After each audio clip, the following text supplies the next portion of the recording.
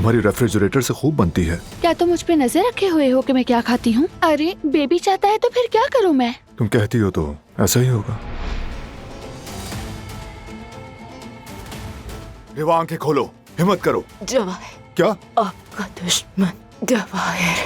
मैंने कहा था कि सब कुछ ले लूंगा, घर, कंपनी, अस्पताल, मैंने ले लिया। काराबे ने भी मेरे खिलाफ जंग छेड़ दी है। अगर उसे मेरी असल हरकतों का पता चल गया तो मुझे कब का गोली मार देगा। रेवा की मौत सबिया के लिए एक अच्छा सबक था। अब वो अपना मुंह नहीं खोल सकती। उसे किसने मारा अपने बारहान को बताया, मैं जानती हूँ। तुम क्यों आए? मुझे नहीं याद कि तुम्हें मीटिंग में बुलाया था। निकलो बाहर। मैंने तुम्हें एक एक करके बताया था कि ये सब कुछ होगा। मैं उन सबको दिखाऊंगा कि फराद काराबी कौन है। जवाहिर का स्मगलिंग का रूट मालूम हो गया हमें। वो अपने किए की कीमत चुकाएगा।